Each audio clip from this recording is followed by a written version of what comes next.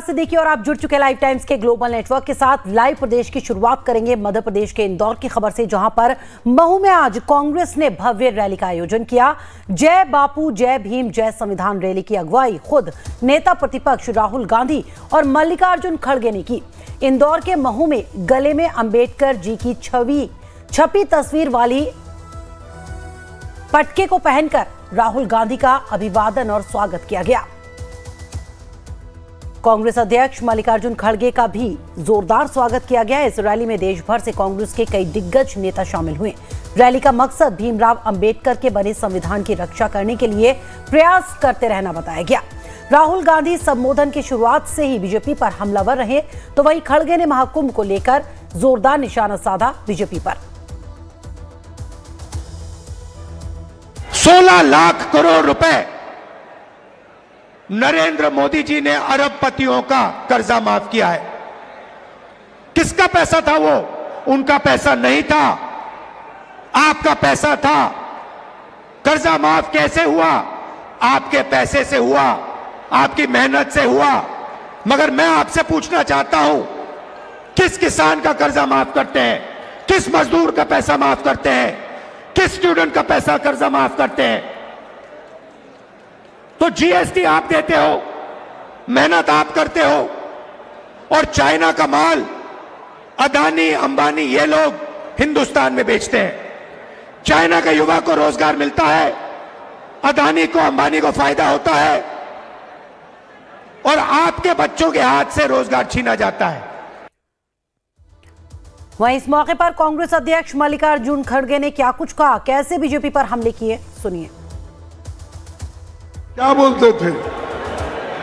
400 पार, अब के बार 400 पार। अरे बाबा, 400 पार वाले तो गए, अब तुम मेजॉरिटी में भी नहीं है, तुमको मेजॉरिटी नहीं मिली, तुम 2 पैर लगा लिए। एक हमारे आंध्रा के चीफ मिनिस्टर क्या चंद्रबाबू नायडू का एक पैर है मोदी को, और दूसरा पैर है बिहार के नीतीश कुमार का। ये 2 पैरों पे ठहरा है मोदी, उसको कोई चुप ऐसा ढकल दो, वो गिर जाने वाला है, ये सरकार गिर जाने वाली है। इलेक्शन में क्या बोलते थे? 400 पार, अब के बार 400 पार। अरे बाबा, 400 पार वाले तो गए, अब तुम मेजॉरिटी में भी नहीं है, तुमको मेजॉरिटी नहीं मिली, तुम 2 पैर लगा लिए। एक हमारे आंध्रा के चीफ मिनिस्टर क्या चंद्रबाबू नायडू का एक पैर है मोदी को। तो खड़गे ने महाकुंभ को लेकर भी बीजेपी पर जोरदार हमला किया, तो बीजेपी ने प्रतिक्रिया देते हुए कांग्रेस को खरी खोटी सुना दी। सुनिए संबित पात्रा ने क्या कुछ कहा। और गंगा मैया पर जिस प्रकार की टिप्पणी करते हुए सुना, बहुत तकलीफ पहुंचता है करोड़ों लोगों को। आज मल्लिकार्जुन खड़गे जी ने कहा, क्या गंगा में डुबकी लगाने से गरीबी दूर हो जाएगी? क्या गंगा में डुबकी लगाने से लोगों को नौकरी मिल जाएगी? क्या गंगा में डुबकी लगाने से लोग खुश हो जाएंगे और देश सही चलेगा? ये लोग हजारों रुपए खर्च करके पता नहीं क्यों गंगा में जाके डुबकी लगाते हैं और कंपटीशन करते हैं डुबकी लगाने की। मैं आज चैलेंज करता हूं कि मल्लिकार्जुन खड़गे जी और कांग्रेस पार्टी, राहुल गांधी और सोनिया जी किसी और धर्म की आस्था के विषय में ऐसा कह सकते हैं क्या?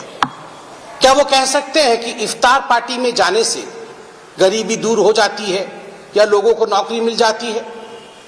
किसी और धर्म के आस्था को लेकर वो खिलवाड़ करने की सोच भी नहीं सकते हैं और ऐसी बयानबाजी कर भी नहीं सकते हैं। और खुशबू मेरे सहयोगी जानकारी के साथ फोन लाइन पर जुड़ गई हैं। खुशबू, क्या माना जाए, एक तरफ लगातार कांग्रेस की तरफ से निशाने साधे जा रहे हैं, मल्लिकार्जुन खड़गे गंगा स्नान करने को लेकर निशाने साधते नजर आए, कुंभ को लेकर निशाने साधते नजर आए बीजेपी पर, तो संबित पात्रा भी पीछे नहीं रहे। जी बिल्कुल फरा, देखिए एक बार फिर से जो आज रैली हुई महू में, रैली का सबसे मुख्य एजेंडा था, कोशिश की जा रही थी पूरी तरीके से बीजेपी को घेरने की, बीजेपी के साथ साथ आरएसएस पे भी हमला बोला गया जम के।